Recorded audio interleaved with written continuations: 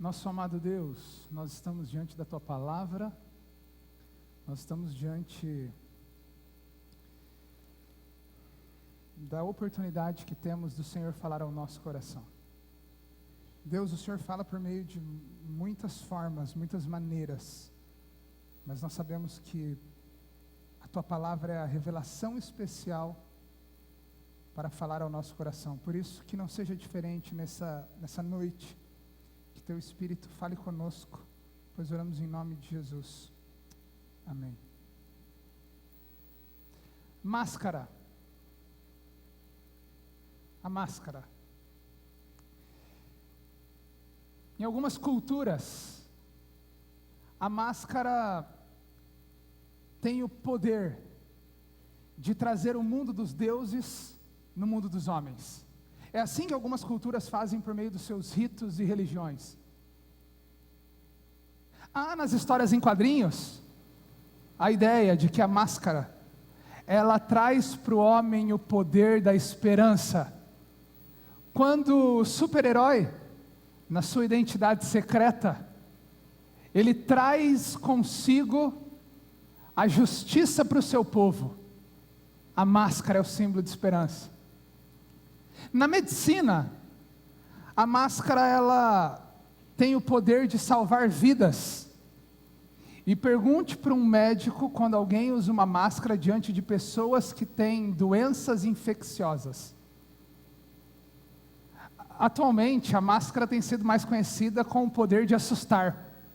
Pessoas estão se vestindo de palhaço pela rua com máscaras, assustando umas às outras.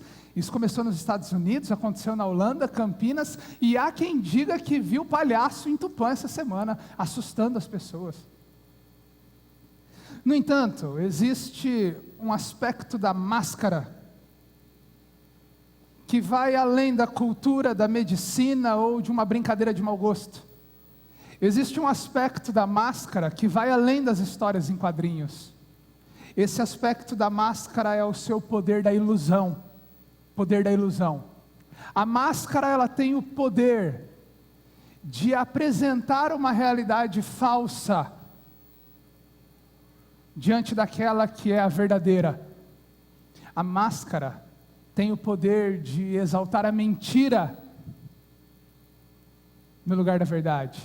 A máscara tem o poder de exaltar a falsidade no lugar da sinceridade. A máscara é a dupla identidade, é a ilusão de ser quem eu não sou, ou de tentar ser quem eu não sou.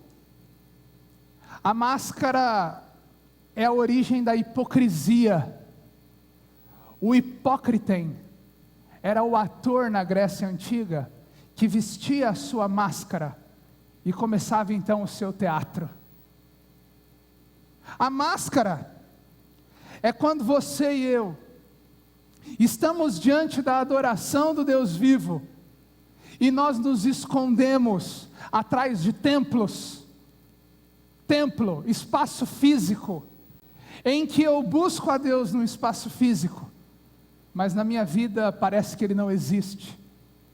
É quando a minha adoração a Deus, ela se limita somente ao espaço físico que eu chamo de templo. Máscara é quando eu me escondo, enquanto cristão, em um dia chamado domingo, e no dia de domingo eu visto a minha máscara e a minha carapuça de cristão, e então eu busco servir ao Senhor. Máscara é quando eu atribuo toda a adoração ao Deus vivo num só dia, e todos os outros dias eu vivo como se Ele não existisse. Máscara é culto. Culto. Nós estamos nessa noite diante da maior possibilidade de máscaras no nosso relacionamento com Deus. Nós estamos diante de um culto. E o que é um culto? Se não uma forma externa que a igreja escolheu para expressar a sua adoração interna a Deus. Nós fomos regenerados, trabalhados em nosso coração por Deus, pelo sangue de Jesus. E o culto é o meio que Deus instituiu para que a igreja externalizasse essa adoração. Mas quando não há adoração interna, Quando não há adoração sincera, esse culto vira somente máscara. Um culto onde louvor não significa necessariamente adoração. Música não passa do teto. Um culto onde cristianismo existe sem Cristo. Máscara é quando eu penso templo, é quando eu penso domingo, é quando eu penso culto, sem coerência com o meu dia a dia e relacionamento com Deus. Hoje eu quero falar com você sobre um grande teatro. Hoje eu quero falar com você sobre uma ilusão. Hoje eu quero falar com você sobre um povo que estava diante de Deus, mas vivendo um triste teatro, qual a plateia era o próprio Deus. Eu quero falar com você sobre a nação de Israel que se encontra em Malaquias. Alguns de vocês sabem que Malaquias, o livro de Malaquias, ele foi escrito 100 anos depois que o povo de Israel volta do cativeiro babilônico. Para quem não sabe, Israel era a nação escolhida por Deus para anunciar as bênçãos de Deus a todos os outros povos. Israel foi o povo que Deus escolheu para que todos os outros povos soubessem que Deus existe. No entanto, Israel falhou nesse propósito. Israel falhou voltando à sua adoração, que devia ser a Deus, a imagem feitas por mãos humanas. Israel falhou quando Deus os chamava para a santidade e eles permitiram que a imoralidade tomasse conta dos seus relacionamentos. Israel permitiu que povos pagãos se misturassem em seus casamentos com o próprio povo de Deus. E por causa da rebeldia de Israel, Deus os manda presos e escravizados à Babilônia. Eles passam ali 70 anos de escravidão e sofrimento. Quando Deus, na sua misericórdia, chama o povo de Israel de volta para sua terra. Depois de 70 anos presos no cativeiro babilônico, a nação de Israel volta agora para Jerusalém com o desafio de reconstruir o templo, que naquela época era um espaço físico. A nação de Israel volta agora para Jerusalém com o objetivo de reconstruir os relacionamentos, o comércio, a sua sociedade israelita, que era aquele povo que foi chamado para adorar a Deus. No entanto, eles são chamados e há um grande desânimo tomando conta de toda a nação. Aquela nação esperava um tempo de restauração e de grande glória, maior do que dos tempos de Salomão e Davi. Isaías, Jeremias, Ezequiel haviam dito isso, que voltando do cativeiro, Deus prometeria restauração. Mas não era isso que acontecia nos tempos de Israel. O povo vivia perseguição política, social, econômica e continuava agora escravizado por um outro povo. Eles tinham a responsabilidade de reconstruir tudo, mas o desânimo batia em seus corações. É nessa época que vem Esdras e Neemias. Esdras é chamado por Deus para conduzir o povo a um avivamento espiritual. Neemias é chamado por Deus para conduzir o povo num avivamento político. Esdras sendo o grande líder espiritual da nação, Neemias sendo o grande governador político da nação. É nessa época, depois que eles voltam do cativeiro babilônico, que Ageu se levanta. E Deus o usa para profetizar que aquele povo devia sair da acomodação. É nessa época que Zacarias se levanta. É nessa época que por fim se levanta Malaquias. Um povo desanimado na reconstrução do templo que Deus havia ordenado. Malaquias é o último profeta que se levanta, que fala claramente à nação de Israel. Depois disso, nós temos o período do silêncio e nós temos Jesus nascendo, anunciando as boas novas agora em Cristo. Malaquias é um livro com advertências. Advertências contra um povo que vivia uma ilusão, um teatro diante de Deus. Nós temos no livro de Malaquias aproximadamente 6 advertências. Há aqueles que dizem que nós temos 8 advertências. Nós temos advertências, por exemplo, Deus chegando diretamente ao povo e dizendo: eu não me agrado do culto de vocês. Por que o Senhor não se agrada do nosso culto? Porque vocês estão casando com mulheres imorais, porque os relacionamentos de vocês foram todos negligenciados. Eu não me agrado de vocês. Nós temos advertências do tipo: o Senhor vindo para o próprio povo por meio de Malaquias, dizendo: vocês estão zombando de mim. Vocês estão zombando de mim quando não confiam que eu restaurarei todas as coisas. Nós temos em Malaquias, Deus visitando o seu povo e dando sérias acusações a respeito da vida espiritual e moral do seu povo. Os versículos 6 a 14, que são os versículos que concentraremos a nossa rápida reflexão nessa noite, eles se referem à segunda advertência de Deus àquele povo. E vocês verão que um povo mascarado estava diante de Deus, e que diante de Deus todas as máscaras caem. Leia comigo o versículo 6. Versículo 6. O filho honra seu pai, e o servo seu senhor. Se eu sou o pai, onde está a honra que me é devida? Se eu sou o Senhor, onde está o temor que me devem? Pergunta ao Senhor dos exércitos, a vocês sacerdotes, são vocês que desprezam o meu nome. Imagine só, Deus chega para aquele povo, fique com o seu dedinho aí marcado no versículo 6, Deus chega àquele povo e diz: se um filho deve honra ao seu pai, e um servo deve honra ao seu senhor, vocês me chamam de senhor, vocês me chamam de pai, cadê a honra que me é devida? Vocês tratam os pais de vocês com honra, vocês tratam os senhores de vocês com respeito. Eu sou Deus que tem constituído vocês como povo, aonde está a honra que me é devida? E então, ainda no versículo 6, os israelitas, na verdade a palavra é direcionada aos sacerdotes. Quem eram os sacerdotes? Os sacerdotes eram os responsáveis por conduzir todos os sacrifícios que o povo vinha apresentar diante de Deus, ao próprio Deus. O sacerdote era um intermediador entre Deus e o povo. E Deus nesse momento está se referindo a esses sacerdotes. Sacerdotes, vocês responsáveis por conduzir a adoração do meu povo. Vocês me devem honra, vocês me devem respeito. Aonde está a minha honra e o meu respeito? É então que no versículo 6 os sacerdotes perguntam: de que maneira, Senhor, nós temos te desprezado?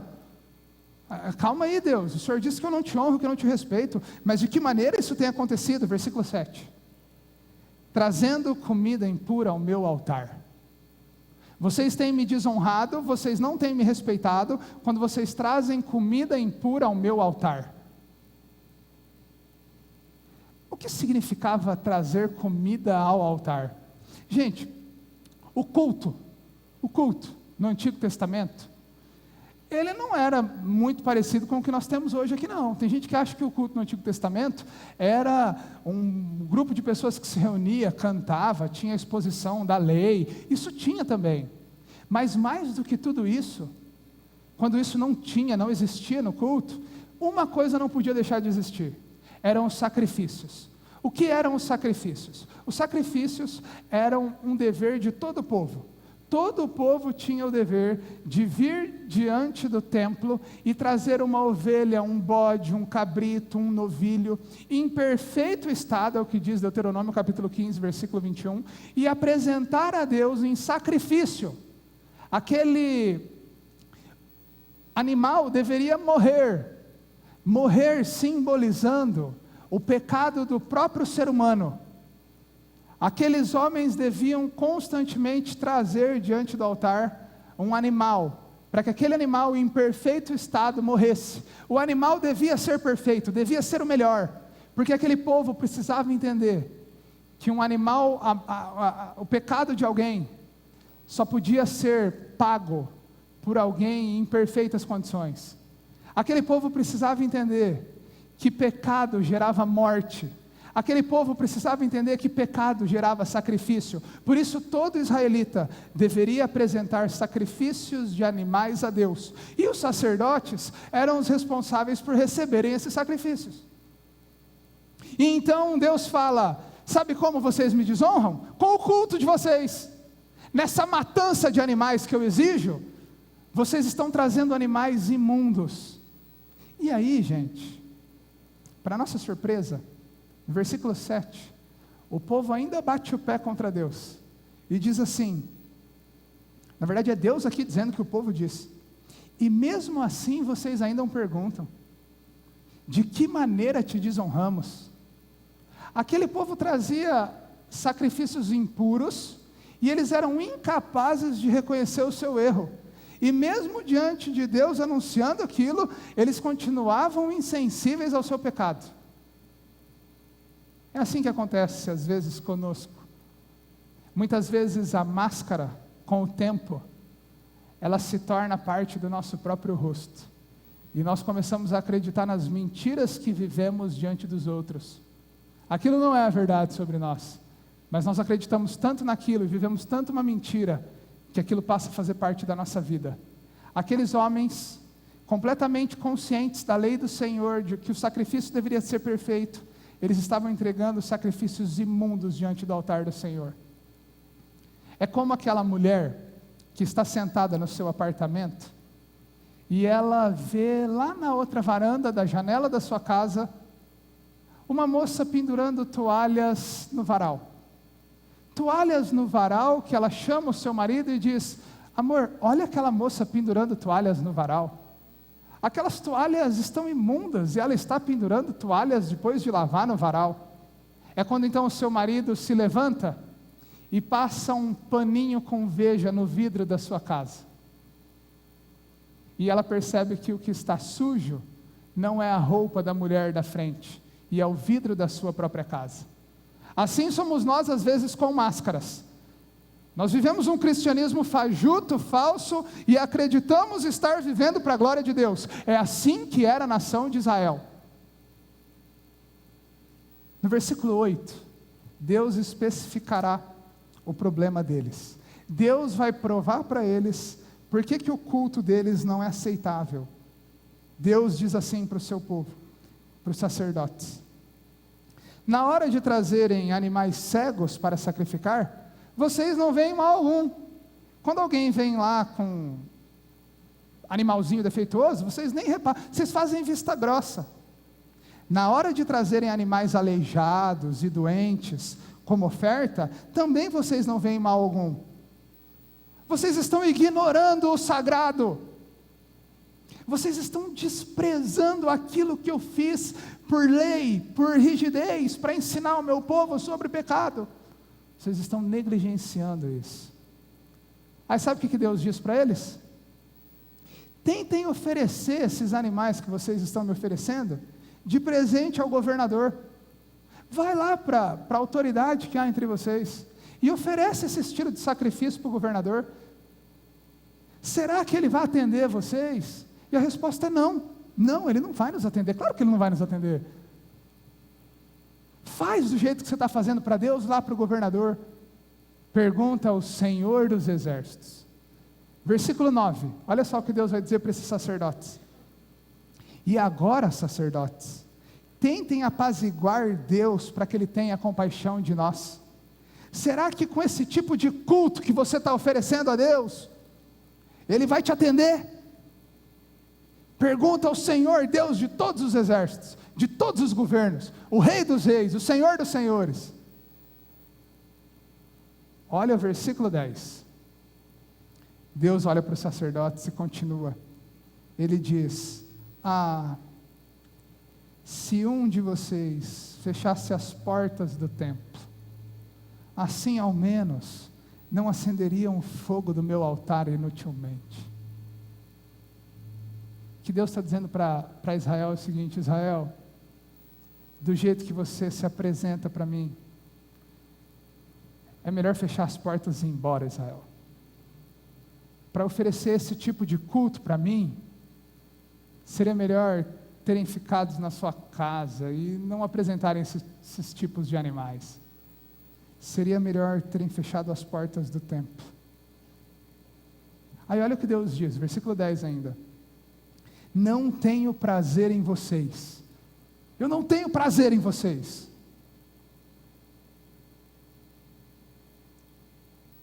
E não aceitarei as suas ofertas. Sabe por quê, Israel? Pois do Oriente ao Ocidente, grande é o meu nome entre todas as nações. Em toda parte incenso é queimado e ofertas são trazidas ao meu nome.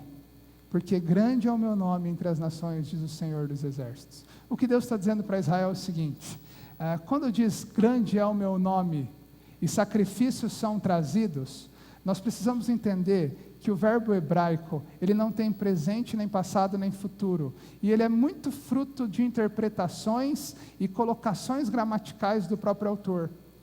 Algumas Bíblias de vocês está escrito, grande será o meu nome entre as nações, e ofertas serão trazidas. Nós cremos que esse texto está se referindo a um evento futuro, que é o evento que acontece conosco hoje, que é o dia em que Deus não só aceitaria sacrifícios de israelitas, como Ele também aceitaria sacrifícios de gentios, aqueles que não são judeus. O que Ele está dizendo para Israel é o seguinte, Israel, vocês se sentem insubstituíveis, mas presta atenção, um dia eu vou levantar um povo de todas as línguas, povos, raças e nação, e esse povo adorará o meu nome, esse povo me atenderá de modo puro, esse povo levantará ofertas para mim de modo puro, e eu me agradarei neles. Israel, eu não aceito o sacrifício de vocês. O sacrifício de vocês, Israel, é impuro na minha presença. Vocês negligenciam o sagrado. Eu me enojo de vocês. Mas um dia eu levantarei uma nação que proclamará o meu nome com singeleza e sinceridade. Versículo 12. Mas vocês, Deus volta para eles. Deus está muito bravo. Deus volta para o povo e diz, mas vocês, sacerdotes, vocês profanam o meu nome, ao dizerem que a mesa do Senhor é imunda e que a sua comida é desprezível. O estilo de sacrifício que vocês apresentam a mim, você sabe o que vocês estão querendo dizer com isso? As intenções de vocês? É que o meu nome é desprezível. Vocês estão dizendo que a minha mesa é desprezível. Vocês estão dizendo mais, versículo 13, que canseira tudo isso. Que canseira ter que vir para templo, que canseira ter que participar de evento religioso, de ritual, que canseira ter que oferecer sacrifício a Deus, que canseira ter que buscar esse Deus, que canseira, que saco tudo isso. E mais, Israel, versículo 13, sacerdotes, vocês tratam tudo isso com desprezo. Quando vocês trazem animais roubados, aleijados e doentes, e vocês os oferecem em sacrifício, deveria eu aceitá-los de suas mãos? Pergunta o Senhor.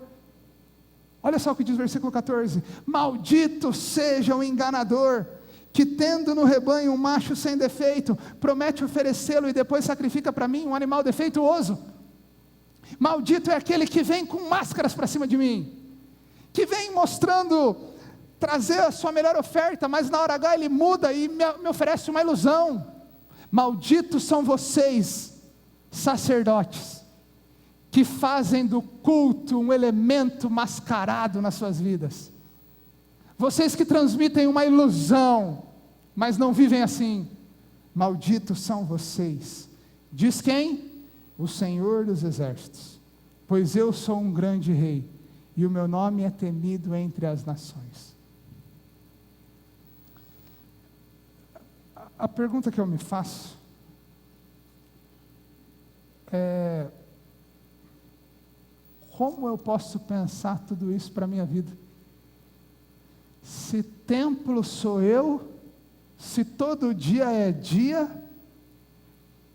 o que é o culto no Novo Testamento?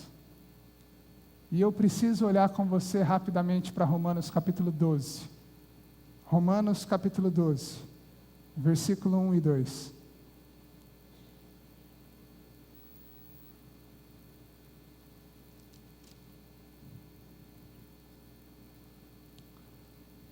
Romanos capítulo 1 ao capítulo 11, Paulo expõe todo o amor de Deus em Jesus Cristo. Paulo ensina em Romanos capítulo 1 ao capítulo 11, como desde o Antigo Testamento com Abraão, tudo era feito para a salvação do homem e essa pela fé. Romanos capítulo 1 ao capítulo 11 nos ensina que a lei, o Antigo Testamento, os 10 mandamentos, eles serviam para apontar para o povo que o povo era incapaz de se chegar a Deus. Romanos capítulo 1, versículo 11, diz que você e eu somos diante de Deus desprezíveis e nojentos, e de que as nossas ofertas para Deus, elas são contagiadas de egoísmo. Mas Romanos capítulo 1 e capítulo 11, diz para nós que Cristo Jesus é a nossa paz, e que Ele vem trazer a nossa justiça diante de Deus. A Bíblia diz em Romanos capítulo 1 a Romanos capítulo 11, que a nossa esperança é Jesus, e que Ele é o sacrifício perfeito de Deus. E que todos os povos, aqueles sacrifícios, eles apontavam para o sacrifício maior, que era o sacrifício de Jesus. É por isso que o texto que o pastor Paulo leu aqui em Romanos 11, 33 a 36, é o apóstolo Paulo caído no chão, prostrado, e levantando as mãos para os céus, dizendo: que Deus maravilhoso é esse! Que Deus maravilhoso é esse que me comprou para si, que Deus maravilhoso é esse que instituiu agora um cristianismo que não é apegado a paredes, mas ao meu coração, que Deus maravilhoso é esse que me salvou mesmo eu sendo um pecador miserável, que Deus maravilhoso é esse que enviou o seu próprio Filho para morrer na cruz no meu lugar, a Ele, para Ele, e que toda a glória seja dEle. É isso que diz Romanos 11, 33 a 36. E em Romanos capítulo 12, versículo 1 e 2, ele nos ensina agora qual que é a forma de adoração, como que é o culto, para você e para mim. E ele diz assim: portanto, irmãos, rogo-lhes pelas misericórdias de Deus, que se ofereçam em sacrifício vivo, santo e agradável a Deus. Este é o culto racional de vocês. Irmãos, presta atenção. Eu clamo a vocês pelo grande amor de Deus revelado na pessoa de Jesus, que vocês se ofereçam, não mais um sacrifício morto, não mais bodes, ovelhas, animais, agora a sua vida como um sacrifício vivo, um sacrifício diário, um sacrifício santo, um sacrifício agradável a Deus. O culto agora é a sua vida. O culto agora é o que você faz aonde você está. O culto agora é o que você é quando ninguém te vê fazendo o que você faz. O culto agora é você. O culto agora é a sua vida no altar de Deus. O altar de Deus é todo instante, todo tempo, todo lugar, e a sua vida é o culto.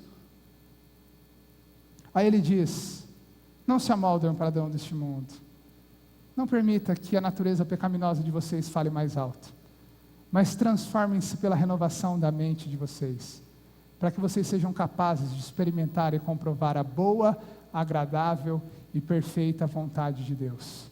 Volta para Malaquias comigo.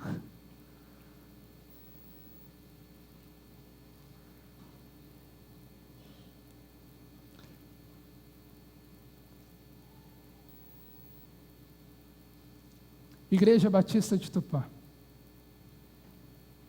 por meio da minha palavra, eu tenho um anúncio para alguns de vocês. Talvez nem todos de vocês, entre vocês, se enquadram nisso, mas eu sei que tem gente aqui precisando ouvir isso, e é com você que eu quero falar, é com você que eu quero conversar nesse momento, Igreja Batista de Tupã. Alguns de vocês se dizem meus filhos, alguns de vocês testemunharam publicamente a fé de vocês por meio do batismo de vocês, alguns de vocês me chamam de pai em suas orações, alguns de vocês têm medo de mim, me chamam de Senhor em suas orações, mas cadê a honra que me é devida? Cadê o respeito que me é devido se eu sou seu pai? Mas Senhor, é claro que eu te professo, há anos eu te professo, há anos eu tenho manifestado a minha fé no Senhor. De que maneira eu tenho desonrado o teu nome? Deus diz: o seu culto, a sua vida, Mas Senhor, o meu culto, olhe para essa igreja, olhe para o tecladista, para o baterista, para o baixista, a música é linda, a pregação da palavra de Deus é versículo por versículo, eu vim aqui bonitinho, cheiroso, nem um mosquitinho e o calor me deixam com CC, está tudo lindo, e Deus diz, é a sua vida, mas de que maneira, Senhor, eu ainda pergunto, e Deus diz, na hora de me oferecerem culto, vocês me oferecem uma vida com máscaras, vocês me oferecem uma vida que se escondem no meio de mentiras, de falsidade, vocês não são aqui o que vocês não são na sua casa o que vocês são aqui, o casamento de vocês é um casamento de máscaras, não há relacionamento, você perdoa o irmãozinho da igreja, mas não perdoa a sua esposa, e mais, você vem, cultua o meu nome, adora o meu nome, mas nem relacionamento tem com o seu irmão, você passa o pé nos outros, você deve, você é um impostor, você é um imoral, você mexe com pornografia, você não perdoa ninguém, você cultua da boca para fora, você nem mais sabe cantar as músicas, você nem mais canta com o seu coração, o seu culto me desonra, porque isso aqui é máscara, é máscara diante da minha presença, é falsidade, é hipocrisia, eu me sinto alguém sentado no banco dessa igreja, vendo pessoas desfilando, bonitas, mas sem vida, é máscara, é máscara, levem o pastor da igreja, levem o pastor Paulo, para jantar hoje mesmo na sua mesa, e vê se você se comportaria como você tem se comportado. Pois bem, pastor Paulo, pastor Renato, não é nada, eu estou com vocês, e olha o tipo de vida que vocês estão oferecendo a mim, eu tenho nojo do culto de vocês, eu tenho nojo do cristianismo de vocês, da maneira como vocês vivem o evangelho, é um evangelho de 4 paredes, de templo, é um evangelho de domingo, é um evangelho de culto formal, de externo, é um evangelho de aparência, é maquiagem, mas quando chega em casa a ruga aparece,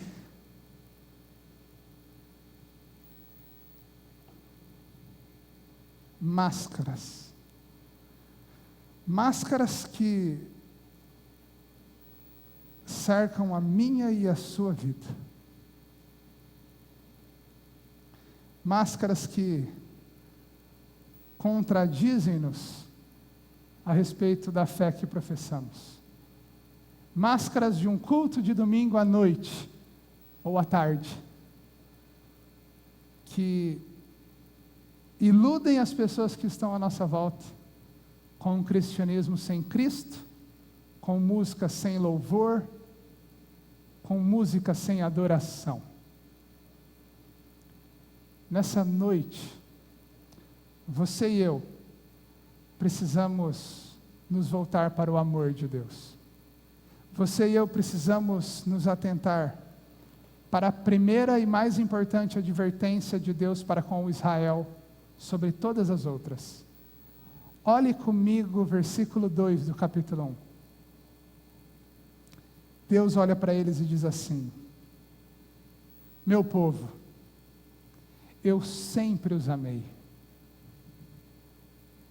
Mas vocês me perguntam, de que maneira nos amastes? Meu povo, não fui eu que amei a Jacó e rejeitei a Esaú? O que Deus está dizendo aqui para eles é o seguinte: Israel, eu usei Jacó, um ser desprezível, mentiroso, um filho que não era digno de honra e glória nenhuma, um filho que era imperfeito. Esaú era perfeito, mas eu fiz de vocês uma nação a partir de alguém que todos desprezavam. Israel, a minha história com vocês revela a minha graça. Israel, a minha história com vocês revela o meu amor. Eu sempre os amei. Eu fiz uma aliança com vocês, aliança de que eu seria fiel mesmo na sua infidelidade, aliança de que eu te amaria mesmo quando você não me amasse, aliança de que eu sorriria para você mesmo quando você fosse fétido aos meus olhos. Israel, eu sempre os amei. E vocês me perguntam, de que maneira? Olhe para a história da salvação na sua vida, Israel. Olhe para a história da restauração na sua vida. Eu sempre os amei. E é como se Deus dissesse para nós: olhe para a história da sua vida. Olha o que eu já fiz com a sua vida. Olhe a minha aliança com você em Cristo Jesus. Eu te retirei do império das trevas. Um dia eu te chamei pelo nome. E eu te dei salvação, eternidade comigo e vida comigo. É tempo, Israel, de se despertar. É tempo, igreja, não mais Israel. É tempo, você e eu, de olharmos para a aliança e acabarmos de vez com as máscaras que há no nosso meio. Esse é o nosso objetivo enquanto igreja. Ensinar para vocês que adoração, cristianismo, não pode se resumir a templo físico, porque o templo sou eu, é você. Adoração não pode se resumir a um dia, porque todos os dias são o dia do Senhor. Adoração se resume a um culto, que é vida, vida diante do altar de Deus, vida que olha para o seu amor em Cristo, e se humilha diante da sua presença, e obtém o seu perdão e o seu amor. Quero convidar você a baixar sua cabeça e fechar os seus olhos. E eu quero dar a oportunidade de você falar com Deus, de você buscar a Deus em oração. Essa é uma noite de você quebrar as máscaras diante de Deus. Talvez as suas máscaras, elas sejam muito bonitas para mim, para alguém à sua volta, mas para Deus não existe máscaras. O que existe para Deus é um culto vivo, agradável e santo. Nosso amado Deus, nós clamamos a Tua misericórdia sobre as nossas vidas. Nós clamamos a restauração do Teu povo. Nós clamamos o olhar adequado para a Tua aliança. Nós clamamos, Deus, que nessa noite o Teu Santo Espírito de modo especial nos visite. E se há em nós, Deus, algum caminho mau, algum caminho de máscaras, a nossa oração, Deus, é que hoje caiam todas as máscaras e que diante da nossa fraqueza, nudez e vergonha, sejamos acolhidos pela salvação em Cristo, que nos traz perdão, restauração e certeza de vitória no relacionamento com o Senhor. Obrigado por essa noite, Deus, por esse culto. Nós queremos oferecer a nossa vida, mais que esse culto, a nossa vida no Teu altar, pois oramos em nome de Jesus. Amém.